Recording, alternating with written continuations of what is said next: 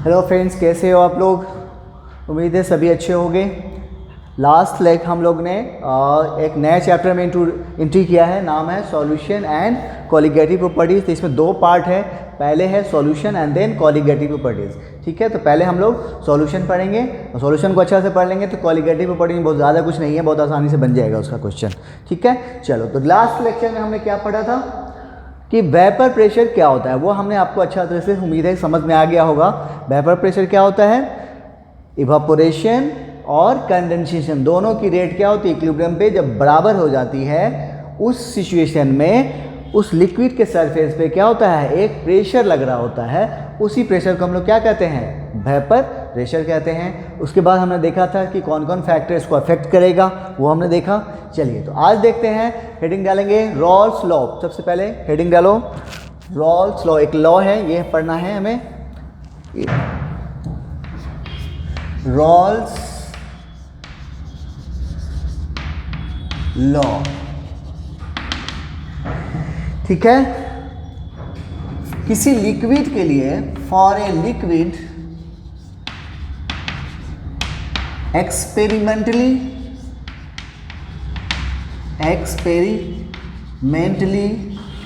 Determined pressure, vapour pressure is represented as P not. कैसे represent करेंगे, P not के मतलब दैट इज, P नॉट का मतलब क्या हो गया, vapour pressure of pure liquid. ये वैल्यू क्या है, हम लोग एक्सपेरिमेंटली डिटरमाइन है, यानी ये क्या है, वेपर प्रेशर है किसका, प्योर लिक्विड का। यहाँ जब पी नॉट दिया रहेगा। ठीक है, चलो जल्दी से इतना नोट कर लो, फिर हम लोग इसका स्टेटमेंट पढ़ाते हैं, बताते हैं आपको।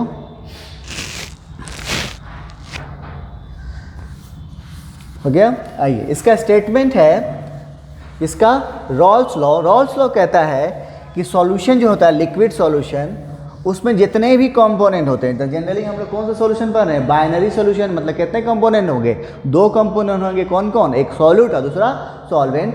तो इसका कहना था कि जो किसी लिक्विड सॉल्यूशन के जो कंपोनेंट है, वो उसका वेपर प्रेशर उसके डायरेक्टली प्रोपोर्शनल होता है उसके मोल फ्रैक्शन के। क्या बोला कि रॉल्स लॉ क्या कह रहा है कि लिक्विड सॉल्यूशन जो है उसके कितने कंपोनेंट हैं, दो कंपोनेंट हैं। यानी वेपर प्रेशर जो है हर एक कंपोनेंट का वो डायरेक्टली प्रोपोर्शनल होता है उसी के मोल फ्रैक्शन के। फिर से, vapour pressure of each component, यानी दो कंपोनेंट है, यानी सॉल्यूट या फिर सॉल्वेंट, वो किसके प्रोपोर्शनल होगा, उसी के मोल फ्रैक्शन के। ठीक है, तो लिखोगे इसके बारे में statement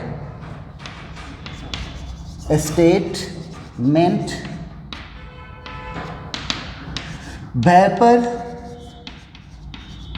pressure of each component of a liquid solution is directly proportional to its mole fraction. क्या होगा, उसी के मोल फ्रैक्शन के डायरेक्टली प्रोपोर्शनल होगा। ठीक है, कैसे देखो आप, जैसे फॉर एग्जांपल के लिए हमने एक सॉल्यूशन लिया है। ठीक है, इसमें ये है, इसमें क्या है, लिक्विड सॉल्यूशन है और इसमें दो कंपोनेंट है, कंपोनेंट ए है और दूसरा कंपोनेंट है बी है। ठीक है, तो दोनों कंपोनेंट यहाँ पर इसके अकॉर्डिंग टू रॉल्स लॉ क्या बोला है ये कि vapour pressure of each component, तो कितना कंपोनेंट है, दो कंपोनेंट, यानी vapour pressure of A is directly proportional किसके, इसी के मोल फ्रैक्शन, यानी ए का ही मोल फ्रैक्शन। तो मोल फ्रैक्शन को हम कैसे दिखाते हैं, एक्स से दिखाते हैं, ठीक है। तब यहाँ पे क्या आ गया, प्रोपोर्शनलिटी आ गया, उसको हटाएंगे। तो हटाने के लिए फिर यहाँ पे हम क्या लिखेंगे, कुछ कांस्टेंट डालेंगे। तो पी ए बराबर हम मान लेते हैं यहाँ पे है कुछ के है बड़ा इंटू एक्स ए, ये हो गया आपको, ठीक है। पी ए यानी वेपर प्रेशर ऑफ ए बराबर के into mole fraction of A, okay. अच्छा, अब यहाँ पे जो है, यहाँ हेयर के क्या है, एक कांस्टेंट है, और जब इसका वैल्यू पता किया गया तो वो वैल्यू किसके बराबर आया, वेपर प्रेशर ऑफ ए, यहाँ पे चूंकि ए ले रहे हैं इसलिए vapour of pressure of A in of pure liquid, यानी प्योर कंडीशन में था, उस कंडीशन में जो इसका वेपर प्रेशर था वो इसके बराबर आ गया। मतलब क्या हो गया 10। तब अब हमारा फार्मूला क्या तैयार हो गया, देखो तो पी ए बराबर क्या हो जाएगा, के की जगह हम क्या रखेंगे अब, पी नॉट ए, बताए थे इसके बारे में शुरू में ही, ये प्योर कंडीशन में, इनटू मोल फ्रैक्शन ऑफ ए। ये हो गया आपको vapour pressure of first component यानी ए का, ठीक है। यहां पे जल्दी से नोट कर लो।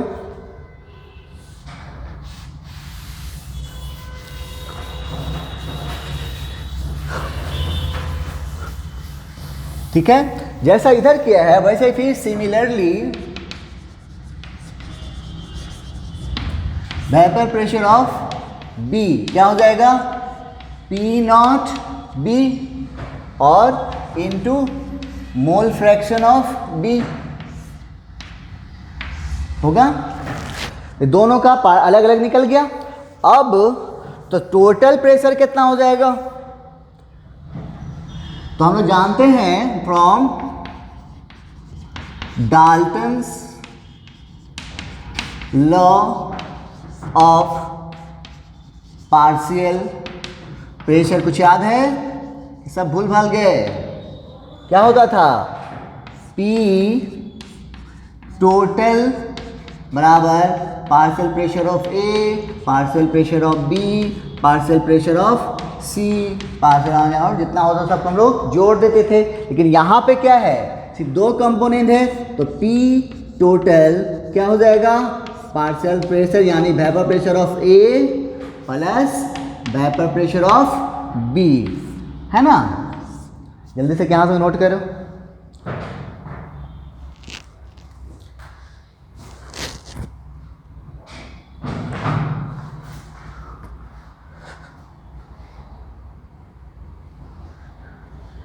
ओके, तो अब हमारे पास टोटल प्रेशर का देखो तो फार्मूला तैयार हो क्या आ गया है, क्या आ गया, तो P टोटल बराबर पार्शियल प्रेशर ऑफ ए क्या हो जाएगा, P not A into mole fraction of A plus P not B into mole fraction of B होगा। ये हो गया आपको टोटल प्रेशर। और मोल फ्रैक्शन हमें रिलेशन जानते हैं x A plus x B, ये जितना भी हो सभी मोल फ्रैक्शन का सम कितना होता है, 1 होता है। यहाँ पे क्या हो जाएगा, इक्वल टू 1। तो P टोटल क्या हो जाएगा, देखो तो P not A X A plus P not B 1 minus X A हो सकता है। देखो तो एक्स बी की जगह पे क्या हो गया, 1 माइनस एक्स ए यहाँ पर रख दिए। तब इस तरह से देखो तो क्या हो गया, P not A X A plus P not B minus P not B X A होगा। तो इस तरह से देखो तो हो गया X A common P not A minus P not B और प्लस P नॉट बी। ये हो गया P टोटल। ये आपको याद नहीं करना है, ये फार्मूला याद नहीं किया मैंने, कैसे किया ये आपको पता करना है, सब ध्यान करना है कि हमने ये कैसे किया है, इसको याद, आपको ये सिर्फ ध्यान रखना है ये आया कैसे, जो मेन फार्मूला है, बेसिक फार्मूला हमें याद रहना चाहिए। बाकी क्योंकि फार्मूला को तोड़ोगे तो बहुत तरीके के फार्मूला तैयार होते हैं, तो हर फार्मूला को याद नहीं किया जाता है, ठीक है। चलो जल्दी से यहाँ तक नोट करो।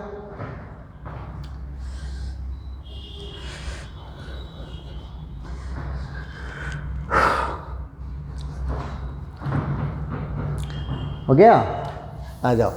अब हेडिंग क्या लो, calculation of vapour pressure, calculation of vapour pressure, calculation of vapour pressure of a liquid solution, ठीक है। अब यहां पर हमारे पास दो केस आते हैं। केस 1, व्हेन, पहला केस ये होगा कि दोनों सॉल्यूट और सॉल्वेंट दोनों वोलेटाइल होंगे। फर्स्ट केस क्या है, दोनों, मानता हूं when solute and solvent both are क्या है, वोलेटाइल, दोनों वोलेटाइल हैं, ठीक है। यानी वोलेटाइल क्या होता है बताए थे, जो वेपर बनाते हैं, यानी पहले केस में दोनों सॉल्यूट भी और सॉल्वेंट भी दोनों क्या करेगा, वेपर बनाएगा। Case 1। Case 2, when only solvent is volatile, जबकि सॉल्यूट क्या है, नॉन वोलेटाइल है। सॉल्यूट क्या है, नॉन वोलेटाइल है, ठीक है। चलो जल्दी से नोट करो, फिर एक एक कर देखते हैं दोनों case.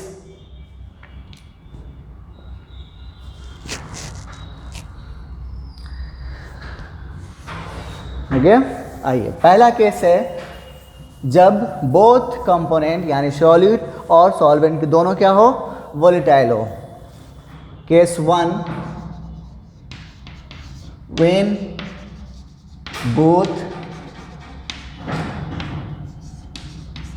Solute and solvent are क्या है, वोलेटाइल है, ठीक है। तो मान लो सॉल्यूट है ए और सॉल्वेंट है बी, ठीक है।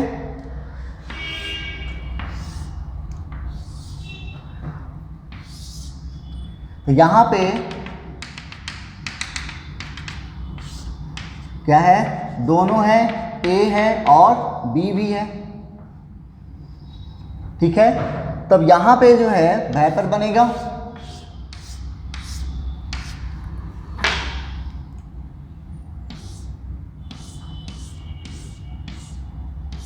दोनों बनाएगा, यानी यहां पे एक का भी वेपर होगा और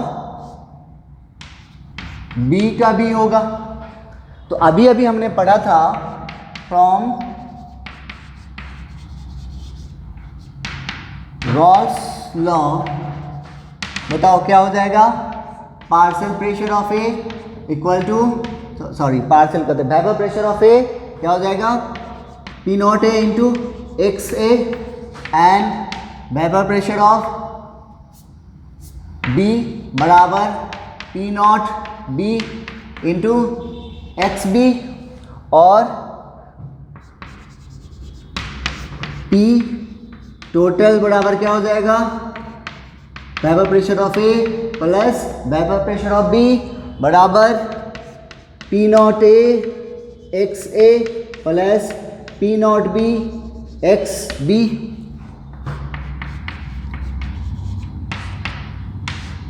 एंड XA प्लस XB बराबर 1।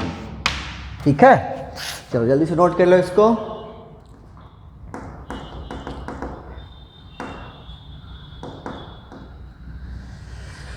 यहाँ पे एक टर्म है वो हमको बताना है, फिर हम लोग चलेंगे क्वेश्चन पे। हमारा एक फार्मूला निकल चुका है। बॉइलिंग पॉइंट नाम सुने तो होगे, नाम तो सुना होगा। क्या होता है बॉइलिंग पॉइंट? जिस पर बॉयल कर जाता है, यही होता है ना जी। बॉइलिंग पॉइंट क्या होता है? जिस पर बॉयल कर जाता है। और कूलिंग पॉइंट क्या होता है? जिस पर कूल हो जाता है। जिस पर बॉयल कर जाए वो बॉइलिंग पॉइंट, जिस पर कूल हो जाए वो कूलिंग पॉइंट। ऐसे ही होगा क्या? ऐसा नहीं है। इस तरह का डिफिनीशन ये उनके लिए है जो नहीं जानते हैं। आप तो पढ़ रहे हो तो आपको तो जानना चाहिए इसका एक्चुअल क्या होता है। हेडिंग डालोगे, इस चैप्टर में कुछ पॉइंट्स है ना, स्पेशली वो सब ध्यान रखोगे, आपका क्वेश्चन इसका भी नहीं छूटेगा। ठीक है, वेपर प्रेशर समझ में आ गया, उसका जरूरत पड़ेगा। और दूसरा एक ये जो टर्म आ रहा है आपके सामने, ये है बॉइलिंग पॉइंट। फिर फ्रीजिंग पॉइंट भी आएगा, तो मैं आपको बताऊंगा फ्रीजिंग पॉइंट जब आएगा तब। अभी यहाँ पे हमको इसकी ज़रूरत है, बॉइलिंग पॉइंट। ये क्या है? देखो, अब गौर करोगे कि किसी चीज़ को ढक दो या खोला छोड़ दो, तो दोनों में देखोगे, या फिर आप देखते होगे कुकर में खाना जल्दी पक जाता है। कुकर में खाना जल्दी पक जाता है। ऐसा क्या होता है कि वहाँ पे खाना जल्दी पक गया? तो आपसे क्वेश्चन ये पूछते भी है कि कुकर में खाना बन जाता है, जल्दी बन जाता है, इसकी वजह क्या है? तो आपके ऑप्शन रहेंगे, बॉइलिंग पॉइंट बढ़ जाता है, बॉइलिंग पॉइंट घट जाता है, समथिंग कुछ नहीं होता है, कुछ भी होता नहीं है, ऐसा करके होगा। तो ऐसा होता क्या है कि उसमें बॉइलिंग पॉइंट बढ़ जाता है। तो पहली बात तो हमें मालूम होना चाहिए कि बॉइलिंग पॉइंट है क्या। तो बॉइलिंग पॉइंट वो टेम्परेचर है जिस पर वेपर प्रेशर, एक्सटर्नल प्रेशर अगर नहीं दिया है तो एटमॉस्फेरिक प्रेशर के बराबर हो जाता है। फिर से समझेंगे, बॉइलिंग पॉइंट क्या है? ये वो टेम्परेचर है जिस पे वेपर प्रेशर, इसके बारे में हम कल ही पढ़ चुके हैं, वेपर प्रेशर क्या हो जाता है? बराबर हो जाता है किसके? एक्सटर्नल प्रेशर के। और अगर एक्सटर्नल प्रेशर वहाँ पर नहीं है तो हम क्या लेंगे? एटमॉस्फेरिक प्रेशर के बराबर हो जाता है। तब उस टेम्परेचर को क्या कहेंगे? बॉइलिंग पॉइंट कहेंगे। तो एटमॉस्फेरिक प्रेशर कितना होता है? 1 atm, है ना। और यहीं पे अगर मान लो हमने 1 atm मिले तो यह जल्दी आ जाएगा बॉइलिंग पॉइंट। लेकिन अगर हम जो है कुकर में क्या होता है, जल्दी आपको खाना बनता है। इसकी वजह क्या होती है कि वहाँ पर क्या बोलते हैं उसको? प्रेशर कुकर बोलते हैं। मतलब क्या हुआ कि वहाँ पर हम लोग प्रेशर बढ़ा दिए, एक्सटर्नल प्रेशर बढ़ाए तो वेपर प्रेशर, उसको वहाँ तक पहुँचने में क्या होगा? ज़्यादा टेम्परेचर अचीव करना पड़ेगा। यानी टेम्परेचर क्या हो गया? बढ़ गया। जहाँ पहले वो 50 डिग्री सेल्सियस पे क्या हो रहा था? वेपर प्रेशर वो एटमॉस्फेरिक प्रेशर के बराबर आ गया था। लेकिन अब क्या हुआ उसका कि अब जो हमने प्रेशर बढ़ा दिया, अब वो मान लो कि प्रेशर कुकर में 5 atm, मान लो कि 5 atm प्रेशर लग रहा है, तब उस वेपर प्रेशर को 5 atm तक पहुँचने के लिए क्या करना पड़ेगा? अपना बॉइलिंग पॉइंट बढ़ाना पड़ेगा, यानी टेम्परेचर बढ़ाना पड़ेगा। तो टेम्परेचर बढ़ेगा तो खाना जल्दी बन जाता है। यानी इसका मतलब ये हो गया कि प्रेशर कुकर में खाना क्यों बनता है? क्योंकि वहाँ पे बॉइलिंग पॉइंट बढ़ जाता है। तो बॉइलिंग पॉइंट समझ में आ गया? तो लिखोगे टेम्परेचर एट विच, लिखो इसके बारे में, टेम्परेचर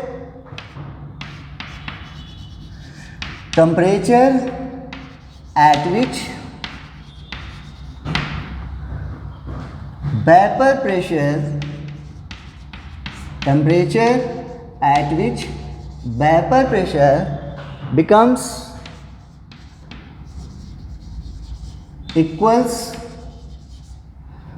equal to किसके? एटमॉस्फेरिक प्रेशर के। क्या हो जाता है? वो टेम्परेचर जिस पर वेपर प्रेशर बिकम क्या हो जाता है? इक्वल होता है किसके? एटमॉस्फेरिक प्रेशर के। उस टेम्परेचर को हम लोग क्या कहेंगे? बॉइलिंग पॉइंट कहेंगे। तो एटमॉस्फेरिक प्रेशर जनरली हम लोग की जो है जानते हैं कितना? 1 atm होता है। तो 1 atm के बराबर जब ये बराबर होगा, उस वहाँ पर जो टेम्परेचर होगा वो क्या होगा? बॉइलिंग पॉइंट होगा। अब अगर हम इसको बढ़ा दिए तो इसको यहाँ तक आने वाले हमने लेकर गए 10 पे, क्या ले गए, एटमॉस्फेरिक प्रेशर हम 10 atm ले गए, तब इसको यहाँ तक आने में क्या होगा, ये वैल्यू बढ़ाना पड़ेगा, तो क्या हो गया, बॉइलिंग पॉइंट बढ़ गया ना, तो इसी को कहते हैं बॉइलिंग पॉइंट। समझ में आ गया है। चलिए, तो ये इसका हमें ज़रूरत है, इसलिए हमने आपको क्वेश्चन में पूछ आएगा ये चीज़ वर्ड। तो हमें मालूम हो गया वेपर प्रेशर क्या होता है, रॉल्स लॉ क्या हो गया, और उसके बाद बॉइलिंग पॉइंट क्या है मालूम हो गया, और रॉल्स लॉ में हम लोग वेपर प्रेशर कैलकुलेट करेंगे, तो उसके लिए कैसे करेंगे, तो पहला केस हम लोग देख रहे हैं जब दोनों सॉल्यूट और सॉल्वेंट दोनों क्या है, वोलेटाइल है, तब हमारा फार्मूला क्या ड्राइव करके आया है हमने देखा है। ये समझ में आ गया है। अब हम लोग प्रॉब्लम करेंगे, जल्दी से इसको नोट कर लो, प्रॉब्लम देखते हैं।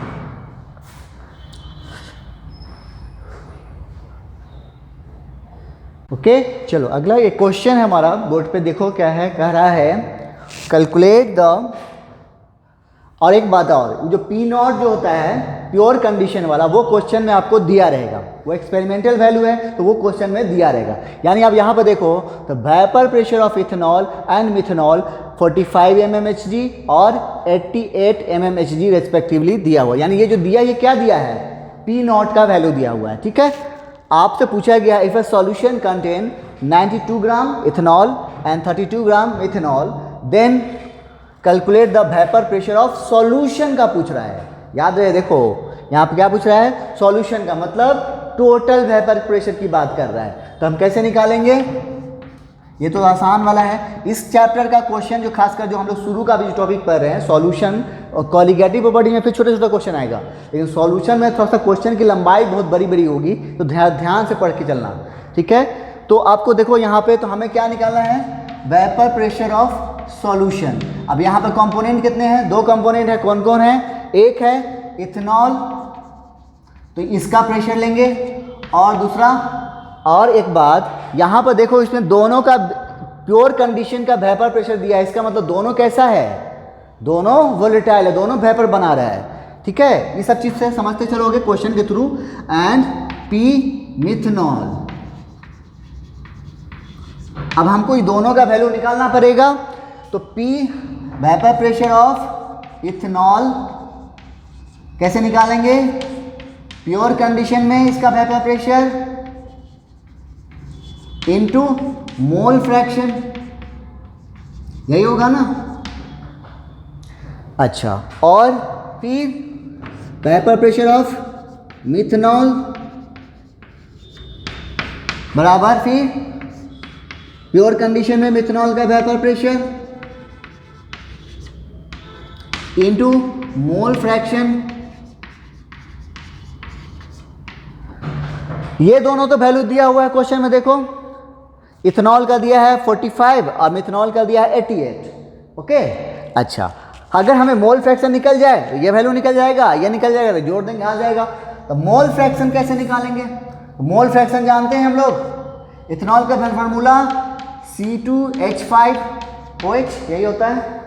तो मोल फ्रैक्शन कैसे निकालते हैं, जिसका मोल फ्रैक्शन निकाल रहे होते हैं उसका मोल ऊपर में होगा C2H5OH बाय टोटल। तो टोटल सॉल्यूशन में दो कौन कौन कंपोनेंट है, दो ही कंपोनेंट है, कौन है, इथेनॉल है और दूसरा मिथेनॉल है, मतलब C2H5OH प्लस CH3OH, ये किसका हो गया, यहाँ से इसका निकलेगा, और फिर CH3OH की बात करें फिर इसका मोल बाय N टोटल। ठीक है, अच्छा, उसके बाद हम अब यहाँ आ रहे हैं, तो मोल निकाल लें, तो NC2H5OH, तो मोल के लिए देखो क्या दिया हुआ है, यहाँ पे देखो मास दिया हुआ है कितना, 92 ग्राम इथेनॉल का, 92 बाय इसका मोलर मास कितना हो जाएगा, 12 दूना 24 6 30 और 16 कितना 46, ये हो गया 2। और मिथेनॉल की बात करें उसका कितना मास है 32 ग्राम, और इसका मोलर मास कितना हो जाएगा 12 4 16 16 32, ये हो गया कट, कितना हो गया 1। अब ये दोनों वैल्यू वहां रखो, तो इथेनॉल कितना है 2/3, इधर 1/3 हो जाएगा। अब वो दोनों वैल्यू उसका यहाँ रखोगे, सॉरी इसका है आपको 45, यहाँ रख के 2/3 करोगे। हम कहाँ पे करें, ऊपर ले चलते हैं।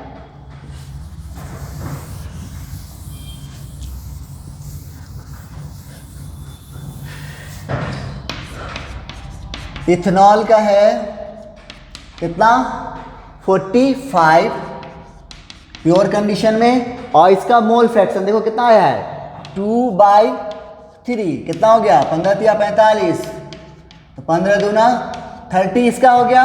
और फिर मिथेनॉल की बात करें कितना हो जाएगा, देखो तो 88, और इसका मोल फ्रैक्शन है 1/3, तो कितना हो गया 88/3, काटो 3 दूना 6, 2 8, 27, 3 नमा 27, 1 0, 3 तिया 9, 29.33। याद रहे, थोड़ा सा यूनिट पे ध्यान रखोगे कि किस में पूछ रहा है। तो यहाँ पे अभी हम लोग एमएम में लेके चल रहे हैं, ठीक है। अब इस तरह से हमारे पास पी टोटल आ गया कितना 30 प्लस 29.3 कितना हो गया 59.3 mm आंसर, ठीक है। अब यही अगर एचजी में इस समय एटीएम में पूछता था तो 760 से डिवाइड कर देते। चलो जल्दी से नोट कर लो, एक क्वेश्चन और देखते हैं।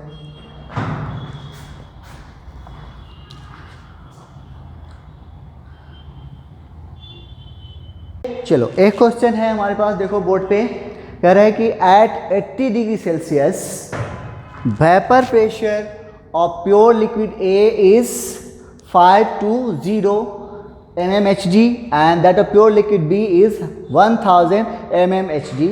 If a mixture solution of A and boiled at 80 degree C, ठीक है, and 1 atm pressure, कितना 80 डिग्री सेल्सियस और 1 atm pressure, the amount of A in the mixture क्या होगा, बता सकते हो। और ये आपको क्वेश्चन पूछा गया, ऑप्शन दिया हुआ 52 मोल %, 34, 48 एंड 50 मोल %। तो अब कैसे बनाओगे इसको, तो हमें पूछा क्या है, मोल फ्रैक्शन पूछ रहा है, किसका ए का मोल %। तो पहले हमें मोल फ्रैक्शन निकल जाएगा, तो हम उसका क्या करेंगे मोल % निकाल लेंगे, 100 से मल्टीप्लाई कर देंगे। तो हमें क्या चाहिए, यहाँ पर देखो कंपोनेंट कौन है, 2 है, ए है और बी है। तो पी सॉल्यूशन बराबर क्या होगा, vapour pressure of A plus vapour pressure of P होगा। अब यहाँ पे तो पी ए की जगह पे क्या होगा, प्योर कंडीशन में इसका vapour pressure into mole fraction of A, और फिर P naught B into mole fraction of B. हमें पूछा क्या है, सिर्फ ए का, यानी इसका पूछा था, हमको इसको हटाना पड़ेगा। तो कैसे हटाएंगे, अभी हम बताए थे, दोनों का मोल फ्रैक्शन का सम कितना होता है 1। तो यहाँ पे क्या हो जाएगा P not A X A plus P naught B, और यहाँ पे एक्स ए की जगह पे क्या हो जाएगा x A plus x B बराबर 1, यही है ना।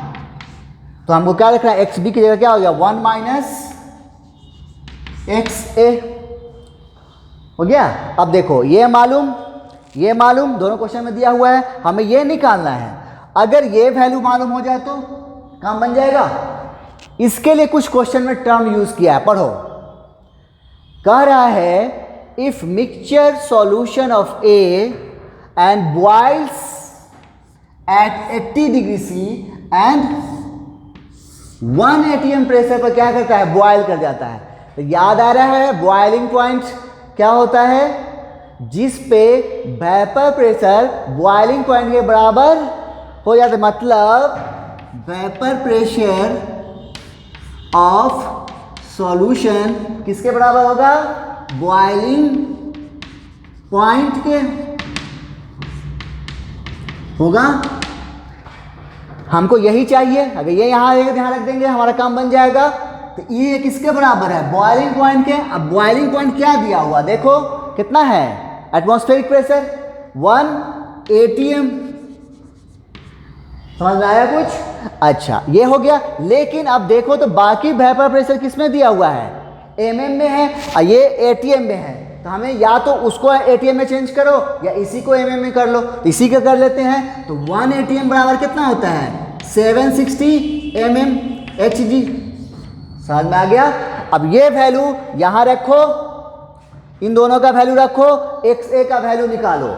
यहाँ से अब XA का वैल्यू आप निकालेंगे और जो वैल्यू निकलेगा उसको फिर, क्योंकि क्या पूछ रहा है? मोल फ्रैक्शन नहीं पूछा है, मोल परसेंट पूछा है। तो निकलेगा उसको क्या करोगे? 100 से मल्टीप्लाई कर दोगे। इनमें से कोई ना कोई ऑप्शन आपका आ जाएगा। देखना क्या आता है। ठीक है, चलो हम इसको हम नहीं कर रहे हैं, आपको करना है। चलो जल्दी से नोट कर लो, एक क्वेश्चन होमवर्क के लिए छोड़ते हैं।